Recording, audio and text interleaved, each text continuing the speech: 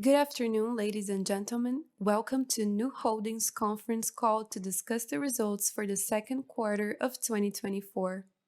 A slide presentation accompanies today's webcast, which is available on Nu's Investor Relations website, www.investors.nu in English and www.investidores.nu in Portuguese. This conference is being recorded and the replay can also be accessed on the company's IR website. This call is also available in Portuguese. To access, you can press the globe icon on the lower right side of your Zoom screen and then choose to enter the Portuguese room. After that, select Mute Original Audio. Para acessar nossa conferência em português, clique no ícone do globo ao lado inferior direito da sua tela Zoom e selecione a opção Portuguese Room. Ao acessar a nova sala, certifique-se de mutar o áudio original. Please be advised that all participants will be in a listen-only mode. You may submit online questions at any time today using the Q&A box on the webcast. I would now like to turn the call over to Mr. Jörg Friedemann, Investor Relations Officer at Nu Holdings. Mr. Friedemann, you may proceed. Thank you very much, operator, and thank you all for joining our earnings call today. If you have not seen our earnings release, a copy is posted in the Results Center section of our Investor Relations website. With me on today's call are David Vélez, our Founder, Chief Executive Officer and Chairman, Youssef Lahrech, our President and Chief Operating Officer, Guilherme Lago, our Chief Financial Officer, and Jack Dougall, our Chief Product Officer. Throughout this conference call, we will be presenting non-IFRS financial information, including adjusted net income. These are important financial measures for Nu Holdings, but are not financial measures as defined by IFRS, and may not be comparable to similar measures from other companies. Reconciliations of our non-IFRS financial information to the IFRS financial information are available in our earnings press release. Unless noted otherwise, all growth rates are on a year-over-year FX-neutral basis. I would also like to remind everyone that today's discussion might include forward-looking statements, which are not guarantees of future performance, and therefore you should not put undue reliance on them. These statements are subject to numerous risks and uncertainties, and could cause actual results to differ materially from our expectations. Please refer to the forward-looking statements disclosure in our earnings release. Today, our founder, chairman, and CEO, David Vélez, will discuss the main highlights of our second quarter 2024. Subsequently, Guilherme Lago, our CFO, and Youssef Lahrech, our President and COO, will take you through our financial and operating performance for the quarter, after which time we will be happy to take your questions. Now, I would like to turn the call over to David. David, please go ahead. Thank you, Jörg. Good evening, everyone, and thank you again for being with us today. During Q2 2024, our business model, anchored in three fundamental principles: customer expansion, revenue per customer, and efficient operating costs, demonstrated its formidable strength by accelerating earnings power. Our net customer additions have consistently exceeded expectations, reaching 105 million customers by the end of the quarter, a 60% increase from the 65 million recorded just 2 years ago. Customer growth in Brazil remains outstanding, with an average of 1.2 million new customers monthly, bringing the total to 95.5 million at the end of the quarter. Meanwhile, Mexico also experienced strong growth, with 1.2 million net adds in the quarter, culminating in 7.8 million customers. This success validates our strategy of increasing deposit yields in Mexico, boosting our momentum and solidifying Nu as the leading digital financial platform in Mexico. Additionally, Colombia surpassed the 1 million customer mark, ending the quarter with almost 1.3 million customers, following the successful launch of the Cuenta product. Now let's go to some financial highlights. Despite Latin currencies depreciating against the US dollar during the quarter, our revenue surged to $2.8 billion as we continued to successfully cross-sell and upsell while introducing relevant new products, reflecting a 65% year-over-year increase. Our gross profit climbed to $1.4 billion, marking an 88% year-over-year growth with a gross margin of 47.7%. Net income also saw significant growth, reaching $487 million, resulting in a record annualized return of equity of 28%, one of the highest in the industry. Additionally, our adjusted net income hit $563 million, with a sequential expansion of 36% quarter over quarter and 131% year over year. These achievements underscore the strength of our business model, which combines robust top-line growth with solid profitability.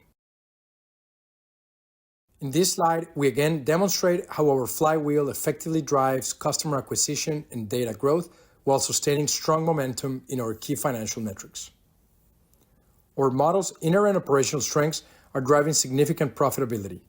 In the second quarter, Nu Holdings achieved an adjusted net income of $563 million, with an adjusted annualized return on equity of 33%, despite maintaining a robust level of excess capital of $2.4 billion at the holding level, and with 2 subsidiaries in Mexico and Colombia yet to be profitable. Now, I'd like to pass the floor to our CFO, Guilherme Lago, who will guide you through our financial numbers. Over to you, Lago. Thank you, David, and good evening, everyone. As David mentioned, we delivered a robust second quarter as we continue to increase revenue growth, see enhanced customer engagement, and deliver strong operating margins and profitability. Now, let's dig deeper into the second quarter results to gain a greater understanding of the progress against each one of these pillars. I will begin with the results of our customer acquisition. During the second quarter of 2024, our customer base grew at a strong pace with 5.2 million new customers joining our platform. By the end of the quarter, our total customer count reached 104.5 million, marking a 25% increase year over year. Once we add more customers, engaging and retaining them becomes our focus.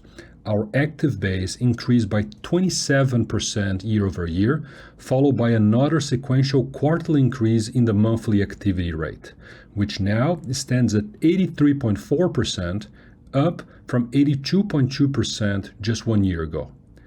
This marks the 11th consecutive increase in this metric, demonstrating our proficiency and consistently offer of compelling value proposition to our customers in Brazil, Mexico, and Colombia. Turning our attention to revenue expansion. The first chart highlights that Nu has established primary banking relationships with around 60% of our active customer base. This solid performance underscores our ability to increase the share of wallet in an agile manner within our customer base. Moreover, recent cohorts are achieving this level of principality at an increasingly rapid pace. As you can see in the second chart, the number of products per active customer is at 4.1, illustrating the success of our cross-selling strategy even as we continue to quickly onboard many new customers. By effectively introducing our products to new customers, we solidify our role as their primary banking partner. The last chart illustrates the combined effect of these two powerful dynamics. By having significant customer engagement, as demonstrated in the first chart, coupled with our growing product cross-sell capabilities, shown in the second chart, we achieve increasingly positive results. While our monthly RPAC contracted to $11.2 this quarter, compared to $11.4 last quarter, on an FX-neutral basis, RPAC in fact expanded by 6%. On the next slide, we will present the growth rates on an FX-neutral basis, and you can also note that our more mature cohorts are already generating a monthly RPAC of $25. Our monthly RPAC reached $11.2. However, on an FX-neutral basis, it grew 6% sequentially and a robust 30% year over year, up from $9.3 just 1 year ago. We continue to see a clear path to further increase RPAC towards its full potential. The second chart highlights that our revenues hit a new record high this quarter, reaching $2.8 billion, an increase of 65% year over year. Just a year ago, our revenues stood at $1.8 billion. This impressive growth was driven by two things: the increase in active customers combined with higher RPAC levels year over year. This quarter, our consumer finance portfolio, encompassing credit cards and lending, showed a strong growth. While the nominal dollar value of our book contracted, it achieved a 49% year-over-year and an 8% quarter-over-quarter expansion on an FX-neutral basis, reaching a total of $18.9 billion. This growth was driven by increases across both product categories. Credit cards expanded sequentially. Despite the same FX impact in nominal dollars, it grew by 39% year-over-year and 6% quarter-over-quarter, reaching $14.3 billion. This growth was driven by the consistent increase in the share of wallet across all customer segments. Once again, our lending portfolio performed extremely well, growing 92% year-over-year and 15% quarter-over-quarter on an FX-neutral basis, reaching $4.6 billion. Lending growth continues to outpace credit cards and now represents 24% of the total portfolio. Consistent with trends from the previous quarters, our lending cohorts continue to show strong credit performance, enabling us to scale originations effectively. Now, let's move to the breakdown of our credit card portfolio. Interest-earning installments balance now represents 28% of our total credit card portfolio, up from 26% last quarter. Once again, this growth was fueled by the successful expansion of our Pix and Boleto financing products. This type of financing offers an attractive risk-adjusted rate of return, enabling us to further expand the monetization of our credit card business while meeting important customer needs. Our strategy is further validated by the stability of our revolving receivables, which remained at 6% of total credit card receivables this quarter. Going forward, we expect the percentage relevance of interest-earning installments balance to begin to stabilize. Looking at our lending business, originations reached 13 billion reais this quarter, a 78% year-over-year increase. Unsecured lending remains the primary driver of growth, reaching 11.2 billion reais in originations this quarter. This highlights our ability to extend credit availability to those who previously lacked access to this product. Our secure lending originations reached 1.8 billion reais during the second quarter of 2024, or 14% of total lending originations. During the second half of the year, we anticipate a gradual increase in the pace of originations of secure lending, as new features such as portability top-ups and refinancings are introduced. We have also signed 6 new collateral agreements to increase eligibility in TAM, including parts of the armed forces and some of the major Brazilian states and municipalities. The integrations of these new entities are ongoing, and once completed, we will release the product for newly eligible customers, thus helping us further grow originations.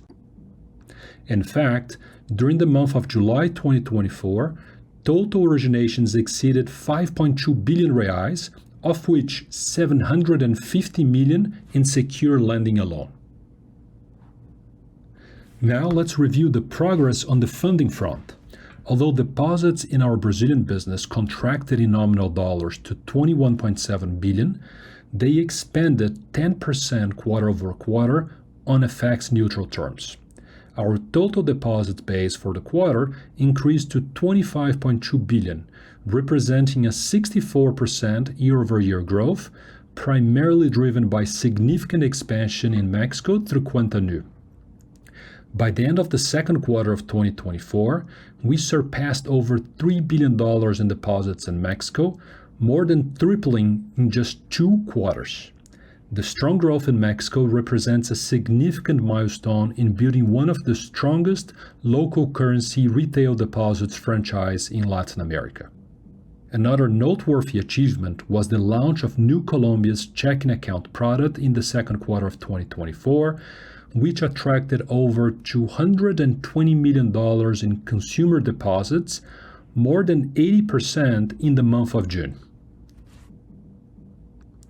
Net interest income, or NII, increased by 77% year over year, reaching another record high of $1.7 billion. This consistent growth was driven by our expanding credit card and lending products, collectively boosting our NII and net interest margins, or NIM, to new record highs.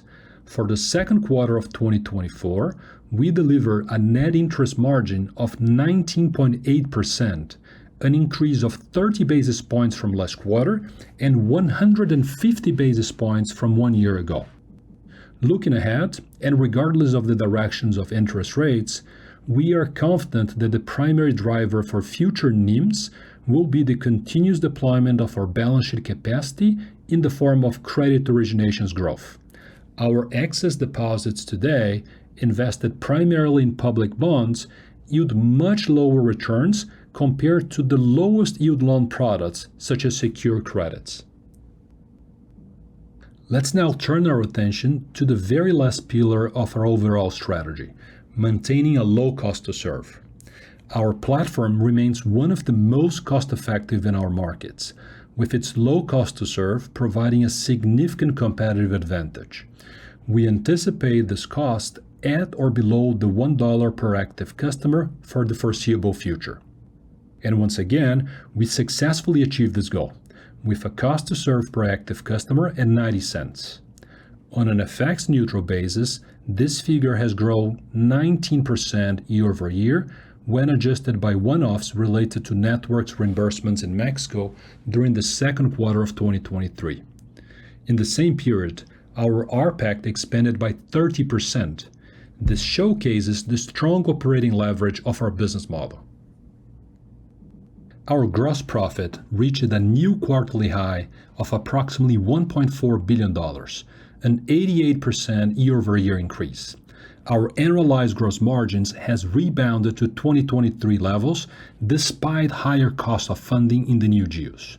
Our investments in Mexico and Colombia have been effectively offset by the positive trends in Brazil, driving our gross margins to 47.7%.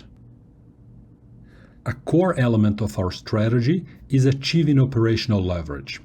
Our efficiency ratio stood at 32% during the second quarter of 2024, an improvement of 10 basis points from the first quarter of 2024, and more than 300 basis points better than a year ago. We are set to fully harness our platform's operational potential as we expand our customer base, upsell and cross-sell products, launch new features, and achieve profitability in the new markets of Mexico and Colombia, which are essentially in their investment phases. Let's now review the sustainable advantages across all four cost pillars. Number one, our cost to acquire was stable at $7. This figure continues to be one of the lowest among consumer fintechs and banks globally. Number two, as expected, our cost to serve remains exceptionally low, below $1 and approximately 85% lower than those of incumbent banks. This positions Nu as one of the most efficient financial services companies worldwide. Number three, on cost of risk, we have effectively managed credit risk, consistently outperforming competitors on an apples-to-apples basis with respect to delinquency rates. And finally, number four, on the cost of funding, we have significantly increased deposits volumes while maintaining our cost of funding at a competitive level of 87% of the blended interbank rates of the countries in which we operate. This has closed the gaps with incumbent banks and widened our advantage over consumer fintechs. And finally, turning to net income, we deliver another quarter of strong profitability, with net income reaching $487 million, representing an increase of 134% compared to the previous year. These results underscore the effectiveness of our strategy and business model. Additionally, adjusted net income for this quarter reached $563 million, growing 131% versus 1 year ago. While we are very encouraged by the second quarter results, our focus remains steadfast on long-term value creation. This approach may involve making strategic short-term investments to optimize our long-term opportunities. Now, I'd like to hand over the call to Youssef, our President and Chief Operating Officer, who will walk you through the key highlights of our asset quality and credit portfolio health. Thank you, Lago, and good evening, everyone. Let's start by having a look at our NPL trends. First, following an anticipated seasonal rise in NPL 15 to 90 in the first quarter of 2024, which is typical for early-stage delinquencies, it has decreased to 4.5% this quarter, slightly more than historical seasonality. Second, our 90-plus NPL ratio increased to 7%, also in line with expectations. This 70 basis point increase in 90-plus NPL this quarter is simply a reflection of the 90 basis point, mostly seasonal increase in 15 to 90 NPL we saw last quarter. As discussed in past earnings calls, we are intentionally and strategically growing our lending book and expanding down the credit spectrum where we see relevant opportunities. In line with our credit philosophy, we prioritize decisions that optimize the long-term net present value of our credit cohorts rather than focusing solely on short-term NPL metrics. When we identify asset classes or customer segments with compelling risk-adjusted returns that promote responsible customer behavior, we actively pursue growth in those areas. As we will show in the next few slides, this strategy has yielded increased revenue and greater resilience that are more than offsetting the higher delinquency rates that come with it. To illustrate the impact of credit expansion on our consumer finance portfolio, we are presenting this analysis of normalized NPLs starting in December 2022, before the latest waves of credit expansions. This shows what our NPLs would have been if we hadn't undertaken these expansions. In other words, you can see clearly that the increase in NPLs in the last several quarters is largely the product of these deliberate expansions. In fact, the evolution of these NPL metrics continues to closely follow our expectations. Similarly to last quarter, we show on this slide asset quality trends under a different basis, considering both 15 to 90 and 90 plus NPLs per interest earning balances rather than total receivables on the previous slides. On this basis, you can clearly see a stable to downward trend in the last few years, aside from the normal seasonal ups and downs like the ones we saw in Q1 with 15 to 90 and in Q2 with 90 plus. This goes to show that we have been remunerated for additional risk we've taken. In the next slide, we further validate this conclusion looking directly at risk-adjusted returns. To demonstrate the significant value generated by this expansion strategy, we show on this slide the risk-adjusted margins, or RAMs, for our Brazil consumer credit portfolio, with and without the risk expansions we undertook since late 2022. This clearly indicates that the additional revenues stemming from this expansion strategy have more than offset the additional credit risk and delivered substantially increased returns. Credit loss allowance expenses declined to $760 million this quarter, a decrease of only 2% on a Forex neutral basis. This slight drop is the result of two drivers. The first is the relatively slower growth pace in Q2 compared to Q1, as growth is the main driver of our ECL provisions, as you can see in the appendix of this presentation. The second driver is early delinquency, which behaved slightly better than historical seasonality in the second quarter, as mentioned previously. Lastly, risk-adjusted NIM reached a record high of 11% this quarter, reflecting a 300 basis point expansion from a year ago and a 150 basis point increase quarter over quarter. Now, I would like to turn the call over to David. David, Over to you. Over the past decade, we have cultivated unique attributes that position Nu to become the largest consumer technology platform in Latin America.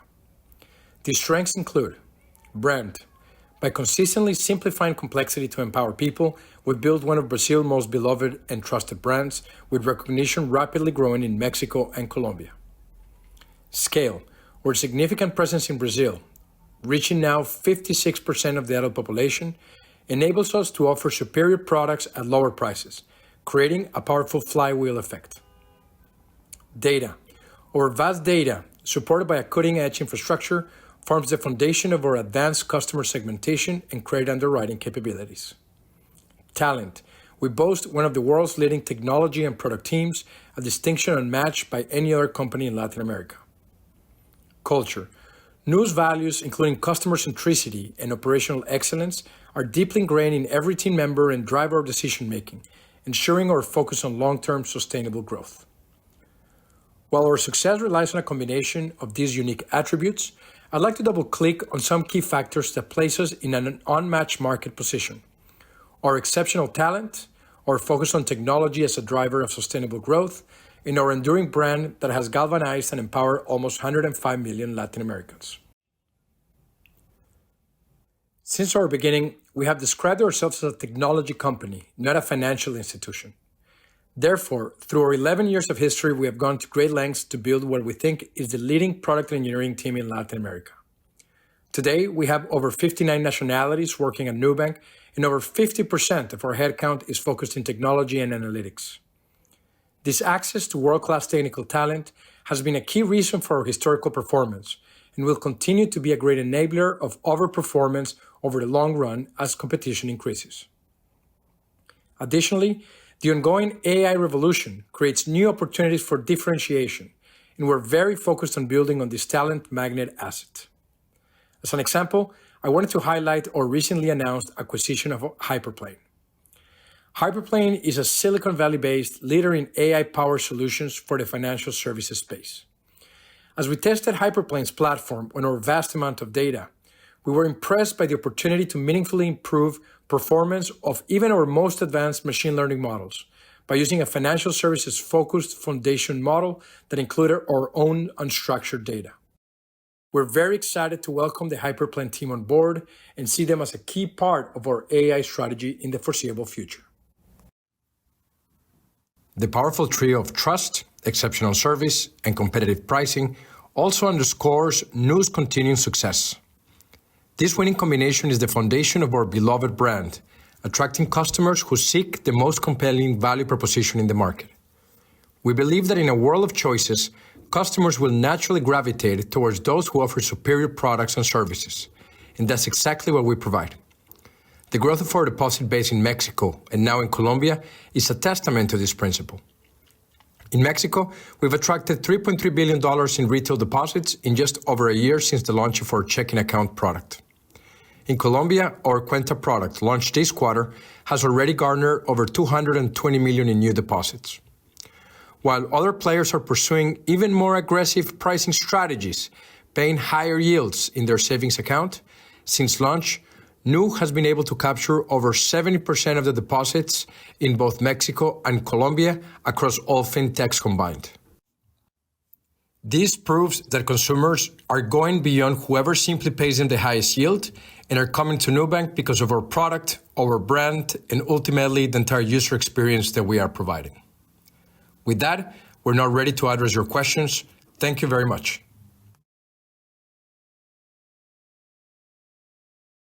We will now start the Q&A session for investors and analysts.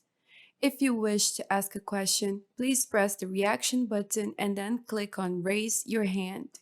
If your question is answered, you can exit the queue by clicking on Put Your Hand Down. Please limit yourself to one question and a follow-up. If you have further questions, please re-enter the queue. You may submit online questions at any time today using the Q&A box on the webcast. I would like to turn the call over to Mr. Jörg Friedemann, Investor Relations Officer. Thank you, operator. And our first question comes from the line of Jorge Kuri, Morgan Stanley. Hi, everyone. Good afternoon, and congrats on the results. Thanks for the color on how originations are running in July. That's evidently an impressive number already, and annualizing very for the quarter already showing very strong run rate.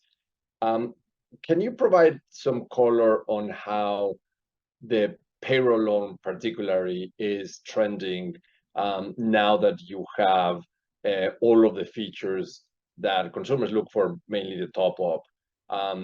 What's the acceptance level that you're seeing with your consumers? What is the reaction from competitors? Are you taking share, or is the growth coming from new customers? Just help us understand, sort of like in these early days, how this is shaping up. Thank you. Hi, Jorge, this is Lago. Thanks so much for the question. So we are super pleased with the performance of what we call our secure lending product, which encompasses both public payroll loans as well as FGTS. And we are still in the very early part of this journey, right? So today we are operating only with two collateral agreements, which are INSS and SIAPE. INSS for the pensioners and the retirees, and SIAPE for the federal public servants. The two collateral agreements combined, they account for approximately 50% of the target market that we have in Brazil. We have already signed 6 additional collateral agreements with armed forces in some of the largest states and municipalities in Brazil, and we expect to continue to expand this so that by the end of the year, our target market can be expanded from today's 50% to somewhere around 70 to 75%, and even more is expected to come in 2025. So that's one dimension of expansion.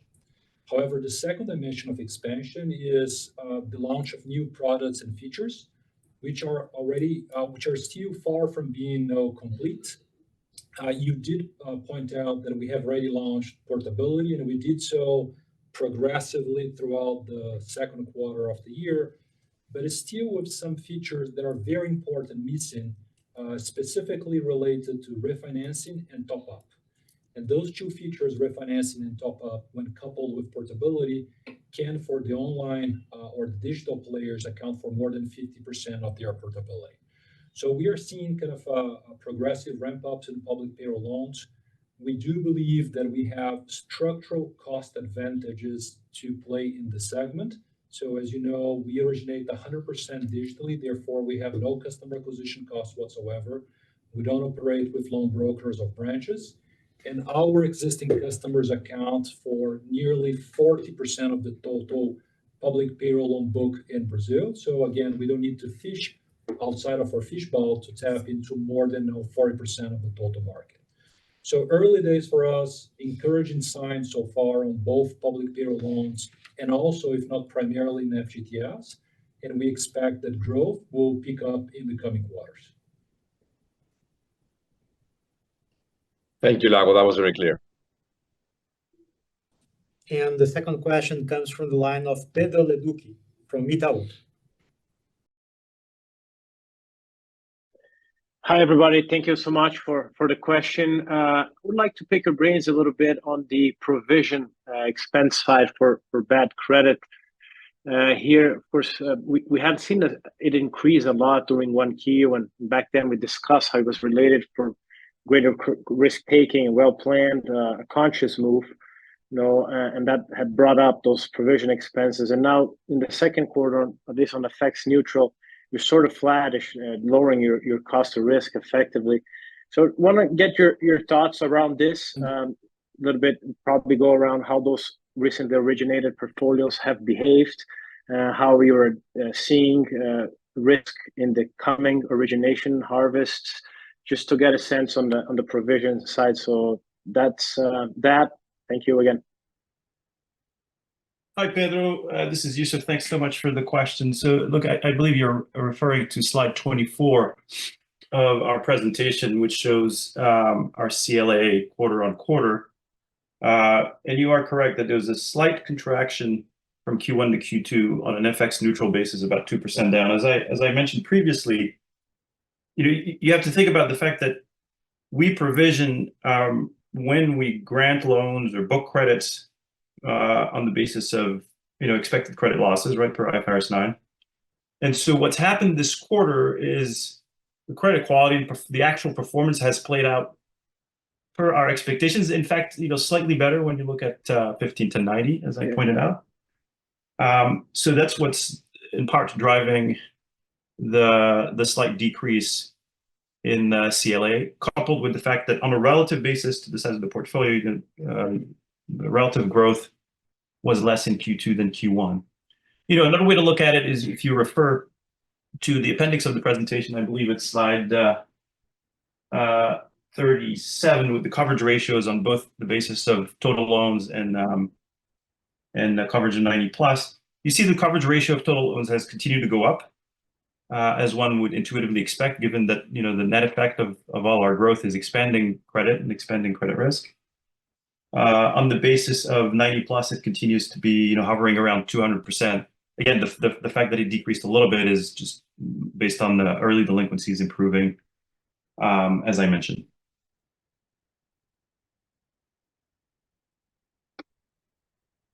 Thank you. And the next question comes from the line of Mario Pierri at Bank of America. Hi guys, good afternoon. Let me stay on this topic of the provisions, because I think that was the big surprise this quarter.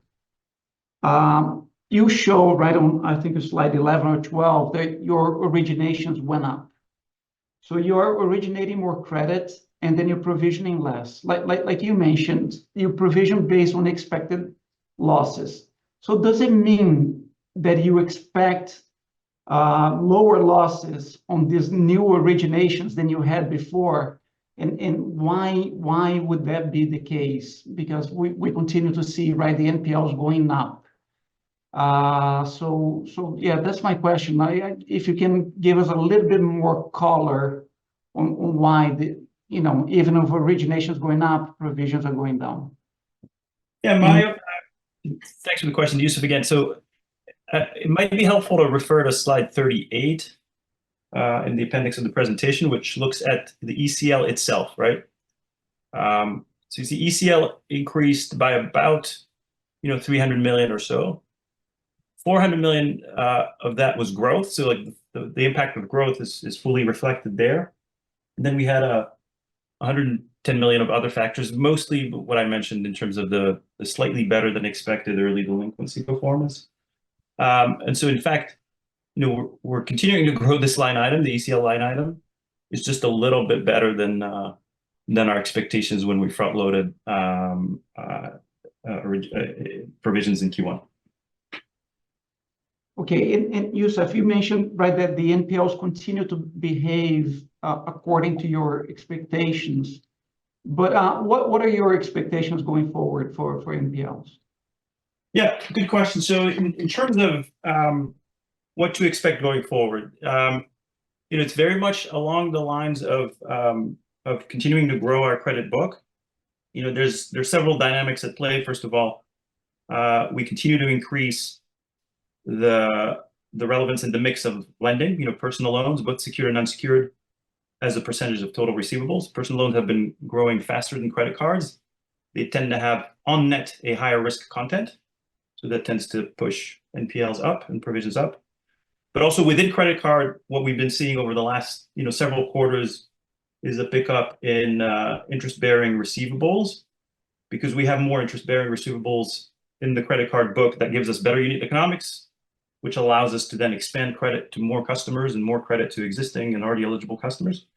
And then in both products, both personal loans and credit card, as we improve our models, as we get more data, more test results, we're able to serve more customers across the spectrum and expand our credit box. So all those dynamics point to increasing NPL and also increasing returns, as we've illustrated earlier in this call. There's one offsetting factor, which is the growth in secured lending, which tends to come with lower NPLs. But on net, I would expect to continue the trend that we've been seeing over the last several quarters. And again, this is all related to our philosophy of what are we trying to optimize when we grow. We try to optimize the NPV of that full customer relationship over its lifetime, including future cross-sell opportunities, including principality increases, et cetera, rather than trying to minimize NPLs over the short term. So again, when we see opportunities to grow in a way that's resilient, that is suitable for those customers, that is high NPS, high quality, we seize those opportunities. And so we still see a lot of opportunity to grow going forward on that basis. You can also just think of it through the lens of in Brazil, for example, we have about 60% of the total adult population. When you look at the proportion of customers who have Nubank as their primary banking account, it's about a third of the total population of Brazil. In contrast, our market share, in our most mature product like credit cards is about 13-14%. It's even lower when you look at loans. It's in the single digits. Secured loans even lower in the small single digit range. And so we still see a lot of opportunity to grow those market shares on the basis of the customer base we already have. Okay, so then to summarize, basically you're saying you expect NPLs to continue to go up, but we did see an acceleration in the deterioration this quarter, right? Like we saw 70 basis points deterioration. You were deteriorating 20 to 30 basis points before. Is that the 70 basis points that you were expecting, or should we go back to the 20 to 30 basis points per quarter? Right. So in terms of what we saw this quarter, the 70 basis points on 90 plus that you point out, the way I would think about it is if you go back one quarter and you look at what happened to 15 to 90, there was a seasonal pickup in Q1 of about 90 basis points. What we're observing this quarter in 90 plus is merely the impact of that rolling forward, into the next bucket of delinquency. So a 90 basis points increase in 15 to 90 in Q1 resulted in about 70 basis points increase in Q2 and 90 plus. So that's just kind of the mechanics of it. And remember, Q1 tends to be the peak of delinquency in 15 to 90, which then translates to a peak increase in the next quarter in 90 plus. So I think that's just more than anything seasonality. Okay, thank you very much. And our next question comes from the line of Geoff Elliott at Autonomous. Oh, hello, thanks very much for taking the question. We've spoken in the past about moving upmarket initiatives like Ultravioleta, but the message here feels almost one of moving down market, taking on more risk. If you look at the purchase volumes analysis by cohort that you show, it seems to point to maybe lower purchase volumes for newer customers. So what is the thinking on the shift up market? Is that still going to come? Is that pushback? What's happening there? So Geoff, I think I'll try to chime in. I'll let my colleagues add as well. But no, by no means the growth that we have had in lending and credit cards suggests is a deviation from our intention to grow very fast in high income. On the opposite. I think the high income market provides us with tremendous opportunity in consumer credit in Brazil, as it accounts for a fairly relevant share of all of the asset classes in which we play. I think over the past 12 to 24 months, we believe that we have made fairly good inroads into our pursuit of increasing our share of wallet within the high income population. As we pointed out in prior calls, we have the opportunity now to increase share of wallet, largely as a result of our success in having acquired high-income customers over the past 2 years. Today, if you define high income as a customer in Brazil who earns more than 12,000 reais, we estimate that we already have more than 60% of those high-income customers with us. Over the past quarters, we have materially improved brand awareness, materially improved brand considerations for the high-income segment. As of December 2023, we have become the #1 player in NPS within the high-income category, and high income has become the fastest growing segment within our purchase volume. So as a reference, the PV of Ultravioleta, which is our higher tier, has increased by over 70% over the past 12 months, even coming still from a relatively low base. But we are fairly encouraged on our drive to go into the high income. And we think that is fairly compatible and addictive to what we are doing in lending. Thanks. And the principality among high income, what would that look like? So our overall principality is about 60%. I don't have the figures for high income, middle income, and low income here, nor do I think we disclose them, but they are certainly higher within the bottom of the pyramid than they are within the top of the pyramid. The opportunity that we have now as we improve kind of our brand attributes, as we launch new products and features, is to gain principality and share of wallets within the higher income customers. And we can Thank you. That as we track the primary banking relationship, or PBR, has increased quarter after quarter within the higher income segments in Brazil. Great. Thanks very much. Sorry to cut you off there. And our next question comes from the line of Yuri Fernandez, JP Morgan. Georg, and congrats everybody for the quarter. I have a question. I think it was Lago mentioning in the beginning of the call that he expects his interest-earning assets from the cards, the installments, to start to stabilize. So I want to confirm I heard this correctly. And if that's correct, why? Because you continue to make good returns on Pix financing, boletos, and credit cards, as you always mention, like this is a good risk-adjusted product. So basically, confirming that we should see some stabilization on that EA for credit cards. And if yes, why should we see this stabilization? Thank you, guys. So Yuri, thanks for the question. And I think you are referring to my remarks to slide number 10, in which we see the evolution of our interest-earning assets evolving from 19% last year to about 28% this year. So it is first extremely hard to draw high conviction outlooks for innovative products. So this is an innovation that we like to believe that we helped to introduce in Brazil.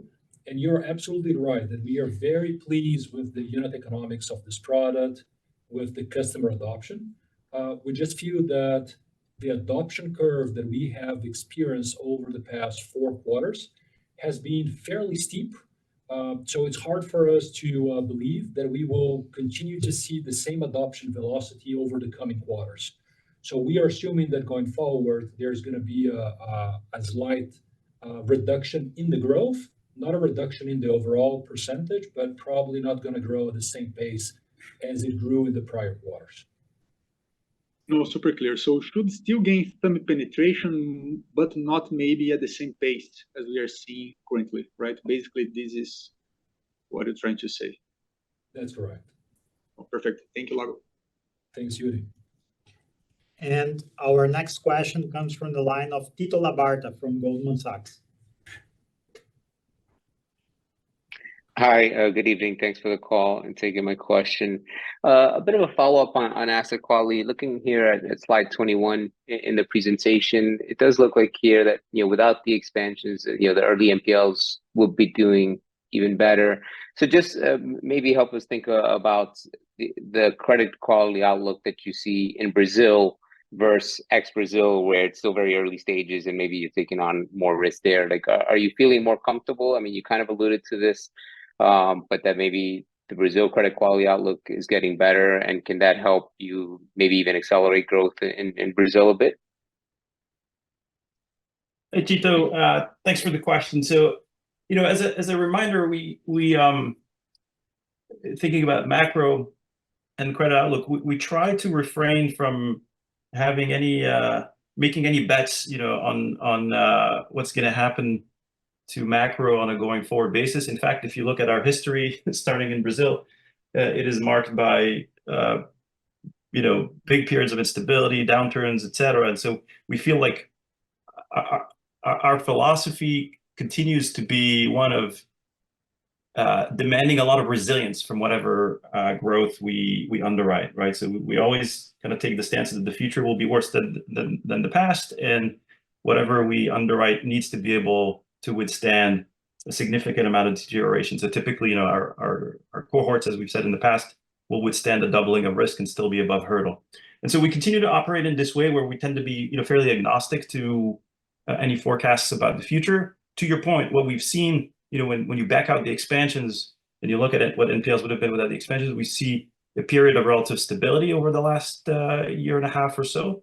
But we're not banking on that or any improvement, going forward to be able to continue to grow.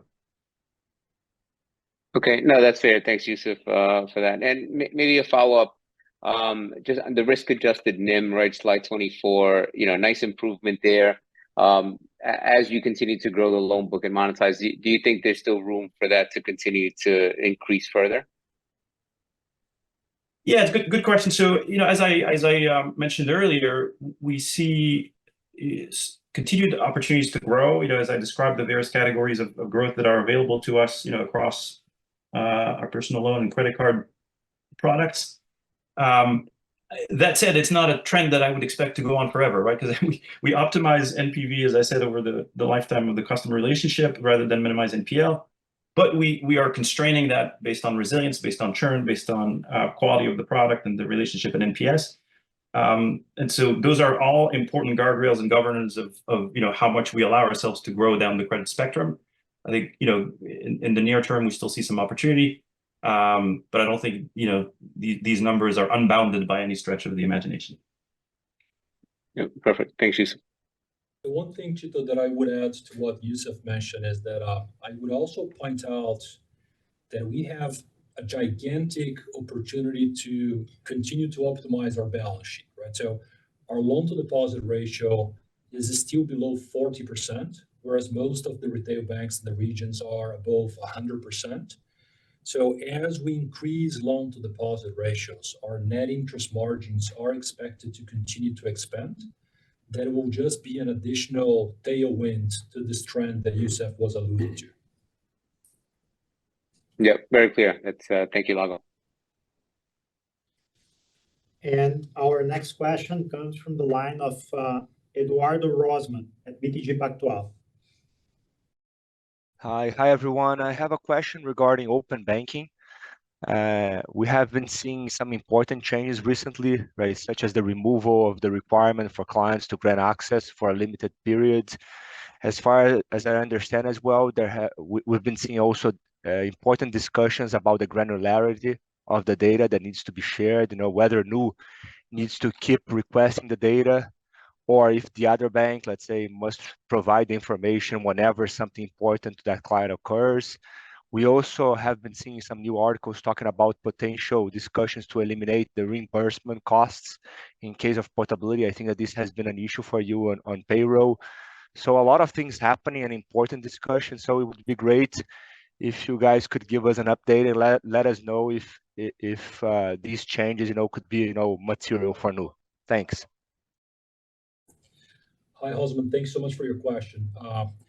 Look, open banking is probably one of the regulatory developments with which we are most excited in Brazil. If you step back for a moment and if you look at the regulatory framework of open banking that has been adopted in the country, it is probably one of the most progressive open banking frameworks that we have seen globally, even if you compare this with the frameworks that have been now developed in India or in the UK.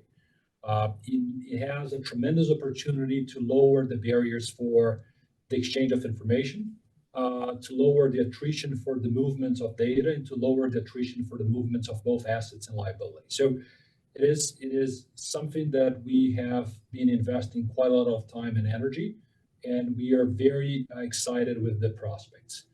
Going a little bit more into the details, so there has been a lot of efforts from many players to first gain consents from consumers to gain access to their data over the past years.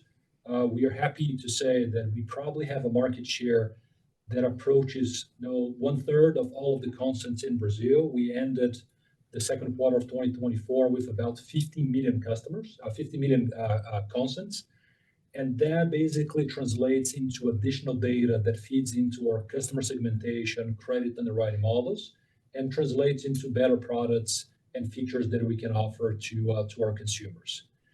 Going forward, there's a lot to be had to change in the next 6 to 18 months, and we think that given the guidelines that have now been indicated by the Brazilian Central Bank, you will see lower barriers to exchange assets. So credit assets, both unsecured and secured, to also exchange liabilities, i.e. deposits and funds, and also insurance and capital markets. So this can be really transformational to the Brazilian banking sector. We are monitoring this very hard, and we are very glad with the cooperation that the Brazilian Central Bank has been fostering among the industry. Rosman and David here. I would just add that the agenda is very ambitious in open finance, as Lago was mentioning. The regulators' commitment is very, very focused in making it work. But the agenda has been so ambitious that the execution in the industry has been a bit challenging. So there's been a couple of phases that have been harder for a lot of players to really integrate. So there's been a couple of bumps in the road, I think, in terms of the timeline and how it's been executed. Now, I think conceptually, the will that we see from the regulator is that it's going to happen, it's going to work out. And it's so clearly good for the consumer to be able to have access to that data and increase the competition in financial services, that ultimately consumers, society, government, regulators are very much aligned in making it work. So while it's been a bit of a bumpy road or bumpier than I think that people expected, that there is very clear line of sight into creating pretty significant changes in the Brazilian market. Great. Thanks a lot, Lago and David.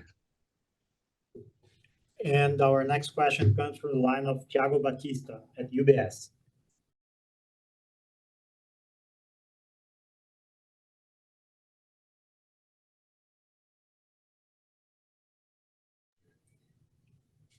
Thiago, your line is open.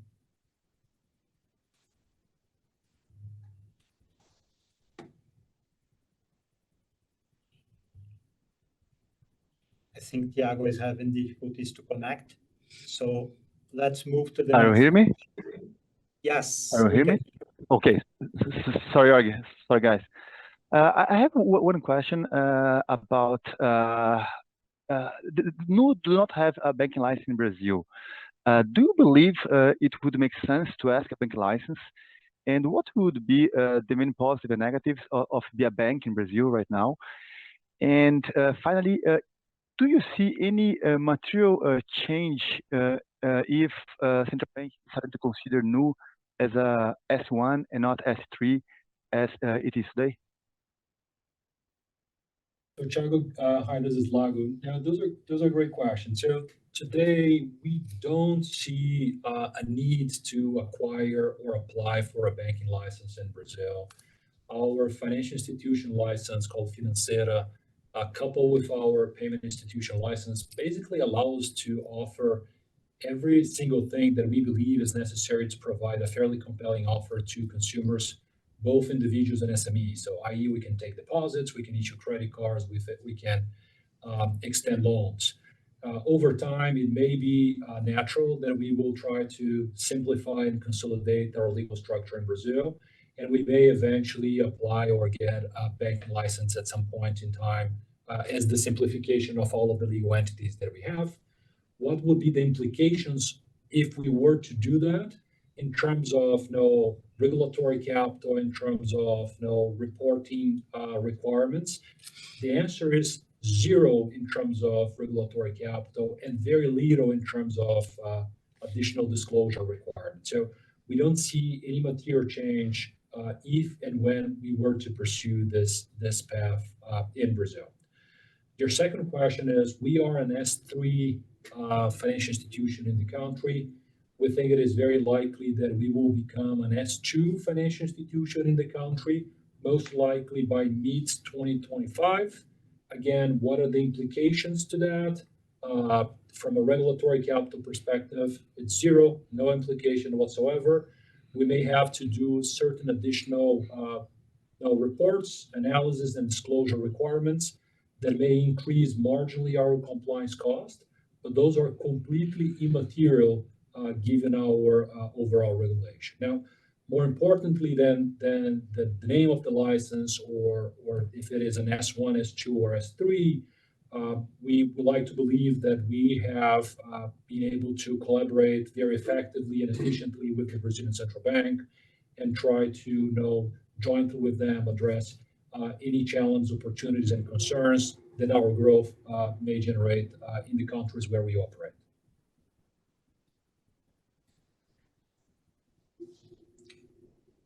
And our next question comes from the line of Brian Flores at Citigroup.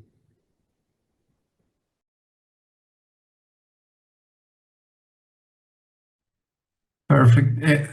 Can you hear me? Yes. Yes. Perfect. Thank you. Thank you for the opportunity. Just wanted to ask a bit on Mexico. The information we saw from your information as of the second quarter maybe showed a decrease in the loans to deposit ratio. Just wanted to pick up your brains and see how things are evolving there. You mentioned 3.3 billion in deposits, which is impressive. How is the credit part of that deployment going? Any news from the regulator? Any more color on Mexico would be greatly appreciated. Thank you. Sure. Thank you for the question. So we're very excited with what we're seeing in Mexico. The deposits number that you mentioned really surpassed the expectations. I think that made us kind of realize that there is a significant opportunity to really challenge the conventional wisdom in the Mexican market about how consumers see banks and their savings. The average cost of funding in banks in Mexico is something like 30% of the risk-free rate. The majority of consumers are not paid any yield whatsoever. And so the moment that we went to market with a very competitive yield, it began changing behavior.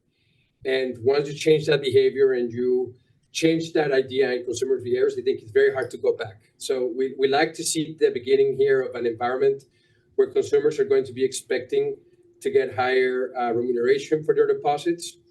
The $3.3 billion in deposits is way more than we need.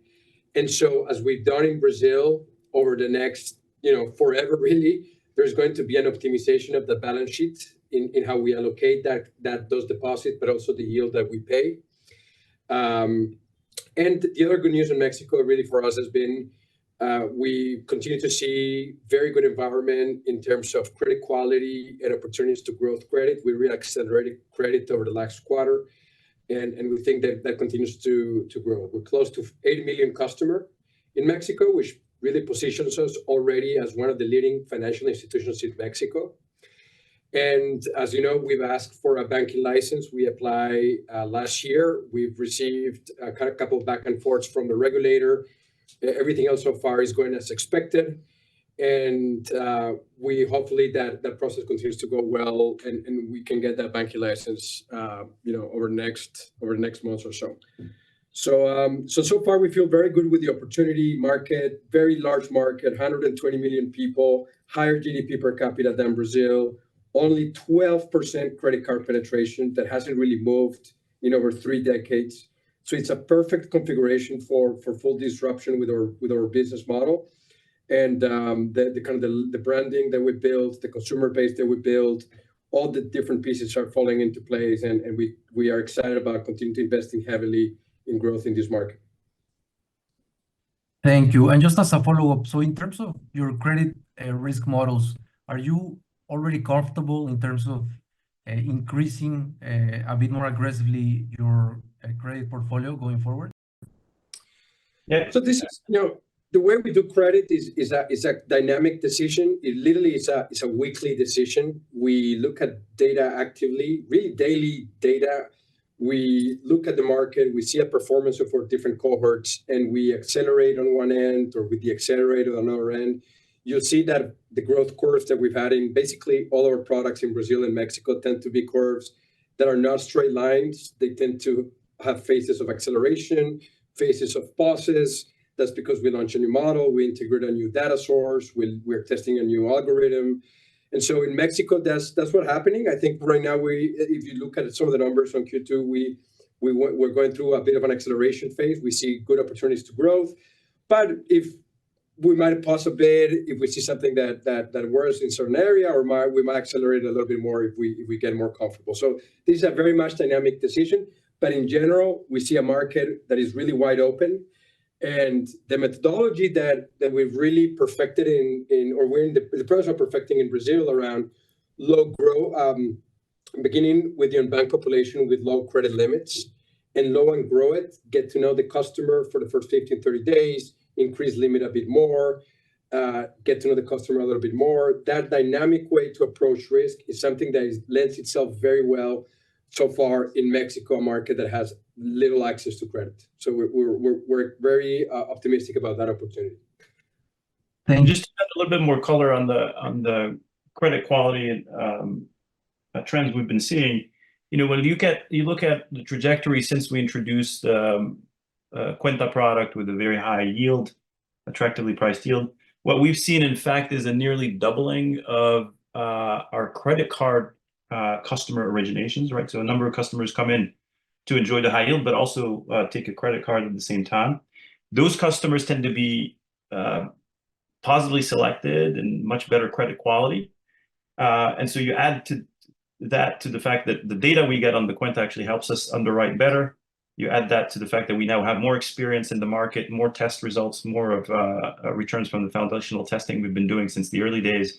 So that gives us a lot of confidence to continue to grow credit and underwrite better as we go. And if you look at credit quality indicators, either the ones we disclose as Sofipo or otherwise in Mexico, there's significant improvement year over year.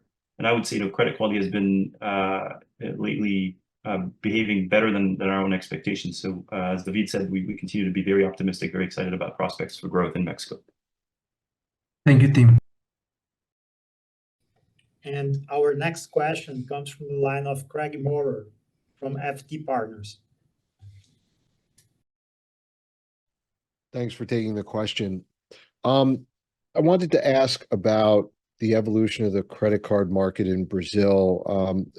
Maybe if you were able to break down your growth in both spending and loans between customers who are taking their first credit card versus those where you're winning share away from other banks. And secondly, I wanted to ask about Mexico and how you're viewing the non-traditional competition, say from like a Mercado Libre who's being aggressive in the consumer finance space. Thanks. So Craig, let me take you the first question, and if you don't mind, I'll try to combine that with the second, because it's good to draw a parallel between the credit card markets in Brazil and the credit card markets in Mexico. So Brazil has a credit card market that is relatively mature in terms of penetration. So credit card penetration accounts for nearly 50% of the population in Brazil, compared to about 12% in Mexico. But people often use credit cards in Brazil as a means of payments, not as a means of financing. And therefore, historically, the IBB interest-bearing balance as a percentage of the total receivables of credit cards in Brazil has been below those of the other Latin American markets at about 20 to 25%. In Mexico, conversely, consumers tend to use credit cards more as a means of financing than as a means of payments, and therefore IBB over total credit card receivables tends to be much higher, more in the 60 to 65% of the total credit card receivables. So very, very, very different markets with very kind of different nuances, but both having fairly compelling unit economics for the product. Therefore, given the penetration of each country, the customers that we get in Brazil have been historically customers that already had a banking relationship with another bank, but that we have groomed and upgraded and graduated to a healthier and higher credit life with us. Whereas in Mexico, the main opportunity that we have there is more related to financial inclusion, is really to offer kind of a banking product and credit cards for the 85+% of the Mexican population who are currently unbanked or underbanked.